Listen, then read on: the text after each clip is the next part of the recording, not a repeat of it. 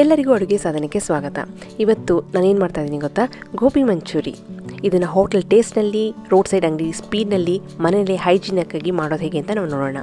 ಸರಿ, ಈಗ time waste ಮಾಡ್ದೇ ಶುರು ಮಾಡೋಣ. ಹಾಗೆ ನೀವಿನ್ನೂ ಅಡುಗೆ ಸಾಧನಕ್ಕೆ ಸಬ್ಸ್ಕ್ರೈಬ್ ಆಗಿಲ್ಲ ಅಂದರೆ ದಯವಿಟ್ಟು ಸಬ್ಸ್ಕ್ರೈಬ್ ಆಗಿ, ಪಕ್ಕದ ಬೆಲ್ ಬಟನ್ನ ಟಚ್ ಮಾಡೋದನ್ನ ಮಿಸ್ ಮಾಡಬೇಡಿ. ಇಲ್ಲಿ ನಾನು ಹೂಕೋಸನ್ನು ಕ್ಲೀನ್ ಮಾಡಿಕೊಂಡು ಈ ರೀತಿ ಸಣ್ಣದಾಗಿ ಕಟ್ ಮಾಡಿಟ್ಕೊಂಡಿದ್ದೀನಿ. ಸುಮಾರು 25ರಿಂದ 30 ಪೀಸ್ಗಳನ್ನ ಮಾಡಿಟ್ಕೊಂಡಿದ್ದೀನಿ ನೋಡಿ. ಇಲ್ಲಿ ನೀರನ್ನು ಕುದಿಸ್ತಾ ಇದ್ದೀನಿ. ನೀರು ಕುದಿಬೇಕಾದ್ರೆ ಸ್ವಲ್ಪ ಉಪ್ಪು ಹಾಕ್ತಾಯಿದ್ದೀನಿ. ಏನು ಅಂದರೆ ನೀರು ಉಪ್ಪಾಗಬೇಕು ಅಷ್ಟೇ. ಈಗ ಆ ಕುದಿತಿರೋ ನೀರಿಗೆ ನಾವು ಗೋಬಿನ ಹಾಕ್ತಾಯಿದ್ದೀನಿ. ಇಲ್ಲಿ 2 ಉಪಯೋಗ ಇದೆ. ಒಂದು, ಅಪ್ಪಿ ನಾವು ಕ್ಲೀನ್ ಮಾಡಿದಾಗ ಮಧ್ಯದಲ್ಲಿ ಏನಾದರೂ ಹುಳ ಏನಾದರೂ ಇನ್ನೂ ಉಳ್ಕೊಂಡಿದ್ರೆ ಅದು ಇಲ್ಲಿ ತೇಲ್ ಬರುತ್ತೆ, ತೆಗೆದುಹಾಕ್ಬಿಡ್ಬೋದು, ಕ್ಲೀನ್ ಮಾಡಿಬಿಡ್ಬೋದು. ಹಾಗೆಯೇ ಇಲ್ಲಿ ಹೂಕೋಸು ಒಂದು 45ರಿಂದ 50% ಬೆಂದ್ಕೊಳ್ಳುತ್ತೆ. ಹಾಗೆ ಬೆಂದ್ಕೊಂಡ್ರೆ ನಮಗೆ ಫ್ರೈ ಮಾಡಬೇಕಾಗ ಕ್ರಿಸ್ಪಿಯಾಗಿ ಚೆನ್ನಾಗಿ ಬೇಗ ಫ್ರೈ ಆಗುತ್ತೆ.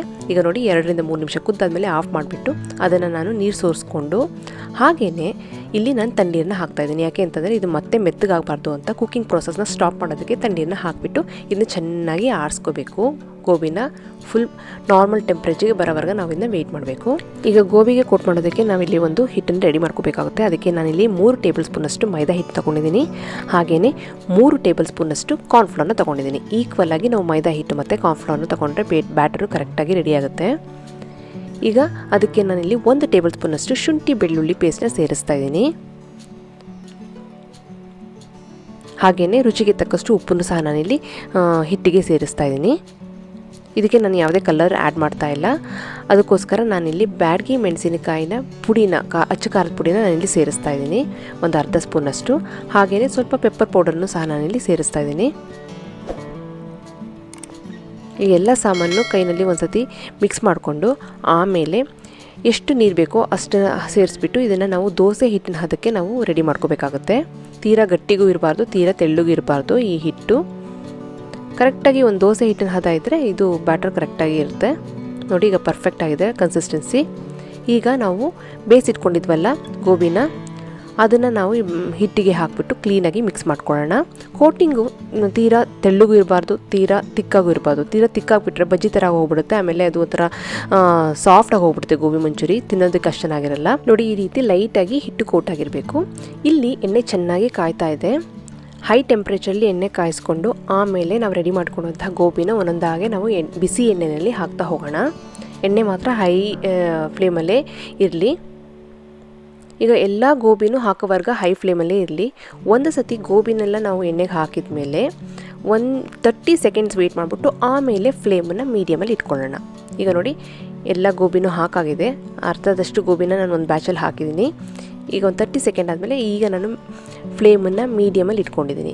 ಈಗ ಈ ರೀತಿ ಏನಕ್ಕೆ ಮಾಡೋದು ಅಂತಂದರೆ ಎಣ್ಣೆ ಜಾಸ್ತಿ ಕುಡಿಯೋಲ್ಲ ಗೋಬಿ. ಇಲ್ಲಾಂದರೆ ಎಣ್ಣೆ ಸರಿಯಾಗಿ ಕಾಯ್ದಿಲ್ಲ ಅಂತಂದರೆ ಗೋಬಿ ಚೆನ್ನಾಗಿ ಎಣ್ಣೆ ಕುಡಿದ್ಬಿಡುತ್ತೆ, ಸಾಫ್ಟಾಗಿ ಹೋಗ್ಬಿಡುತ್ತೆ. ಆಗ ಗೋಬಿ ಮಂಚೂರಿ ಒಂಥರ ಸಾಗಿ ಆಗೋಗ್ಬಿಡುತ್ತೆ. ಅದನ್ನು ಅವಾಯ್ಡ್ ಮಾಡೋದಕ್ಕೋಸ್ಕರ ನಾವು ಹೈ ಟೆಂಪ್ರೇಚರಲ್ಲಿ ಹಾಕಿಬಿಟ್ಟು ಆಮೇಲೆ ಮೀಡಿಯಮ್ ಟೆಂಪ್ರೇಚರ್ ಗೋಬಿನ ಫ್ರೈ ಮಾಡಿಕೊಂಡ್ರೆ ಪರ್ಫೆಕ್ಟ್ ಗೋಬಿ ರೆಡಿ ಮಾಡ್ಬೋದು. ಡಬಲ್ ಫ್ರೈ ಮಾಡೋ ನೆಸೆಸಿಟಿ ಇಲ್ಲ. ಹಾಗೆ ಮಧ್ಯದಲ್ಲಿ ನಾವು ಇವು ಅಂದ್ಕೊಂಡಿರೋಂಥ ಗೋಬಿನ ಸ್ಪೂನಲ್ಲೇ ನಾವು ಬಿಡಿಸ್ತಾ ಹೋದರೆ ಅದಿನ್ನೂ ಕ್ರಿಸ್ಪಿಯಾಗಿ ಫ್ರೈ ಆಗೋದಕ್ಕೆ ಹೆಲ್ಪ್ ಆಗುತ್ತೆ ನೋಡಿ. ಈ ರೀತಿ ಸ್ಪೂನಲ್ಲೇ ನಾವು ಸ್ಲೋ ಆಗಿ ಬಿಡಿಸ್ತಾ ಹೋಗೋಣ. ಗೋಬಿಯಾಗ ಪರ್ಫೆಕ್ಟಾಗಿ ಕ್ರಿಸ್ಪಿಯಾಗಿ ರೆಡಿ ಆಗುತ್ತೆ ನೋಡಿ. ಎಲ್ಲನೂ ಬಿಡಿಸಾಗಿದೆ. ಈಗ ಹಾಗೆಯೇ ಗೋಬಿ ಆಲ್ಮೋಸ್ಟ್ ರೆಡಿ ಆಗಿದೆ. ಲೈಟಾಗಿ ನಾವು ಬ್ಯಾಟರ್ ಕೋಟ್ ಆಗಿರೋದ್ರಿಂದ ಇದು ಪರ್ಫೆಕ್ಟಾಗಿ ಕ್ರಿಸ್ಪಿಯಾಗಿ ಬರುತ್ತೆ. ಈಗ ತಿಕ್ಕಾಗಿ ಬ್ಯಾಟರ್ ಕೋಟ್ ಆಗಿಬಿಟ್ರೆ ಅದು ಬಜ್ಜಿ ಥರ ಸಾಫ್ಟಾಗಿ ಹೋಗ್ಬಿಡುತ್ತೆ. ಆಗ ಗೋಬಿ ಮಂಚೂರಿ ತಿನ್ನೋದಕ್ಕೆ ಅಷ್ಟು ಚೆನ್ನಾಗಿರಲ್ಲ. ಈಗ ನೋಡಿ ಪರ್ಫೆಕ್ಟಾಗಿ ಗೋಬಿ ಫ್ರೈ ಆಗಿದೆ.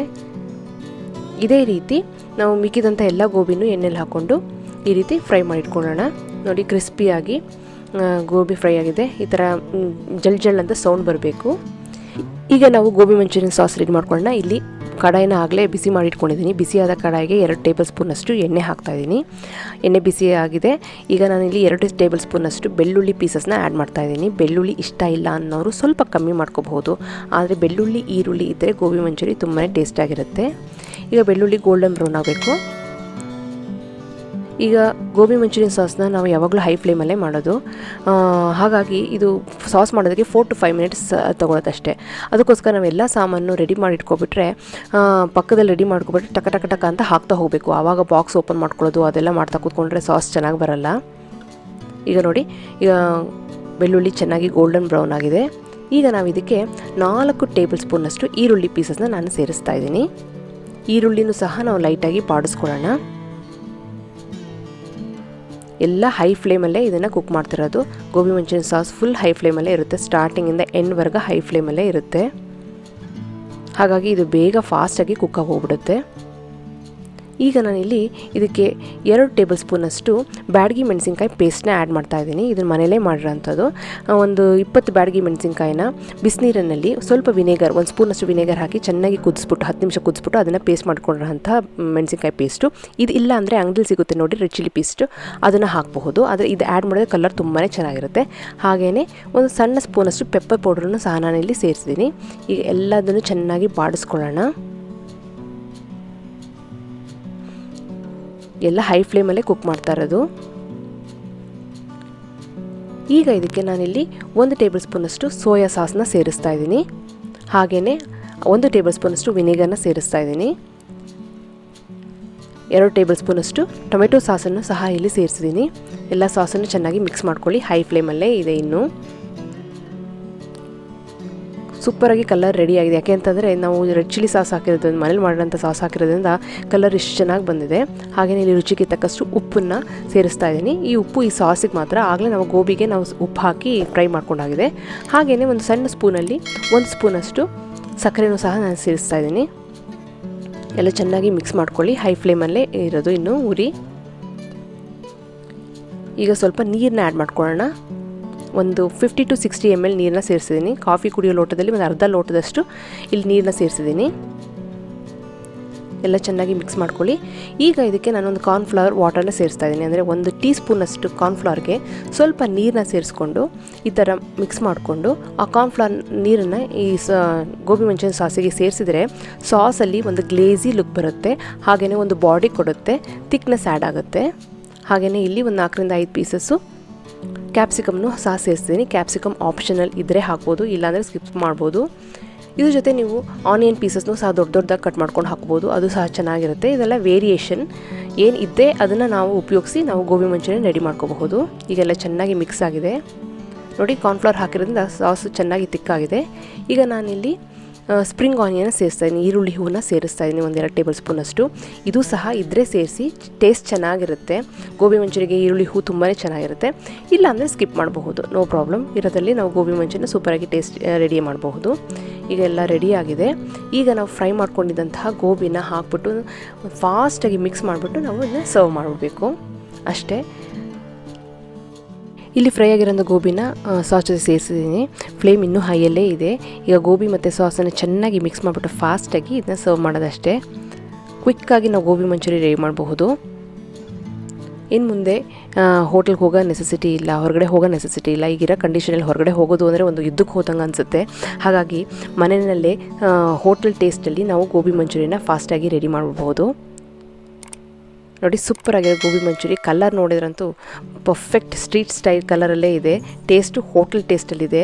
ಸೂಪರಾಗಿರೋ ಗೋಬಿ ಮಂಚೂರಿ ರೆಡಿಯಾಗಿದೆ. ಎಲ್ಲ ಈ ರೆಸಿಪಿ ಫಾಲೋ ಮಾಡಿ ತಿನ್ನಿ, ಎಂಜಾಯ್ ಮಾಡಿ. ನಿಮಗೆಲ್ಲ ಈ ರೆಸಿಪಿ ಇಷ್ಟ ಆಗಿದೆ ಅಂತ ಅಂದ್ಕೊಂಡು ಖಂಡಿತವಾಗ್ಲೂ ಟ್ರೈ ಮಾಡಿ.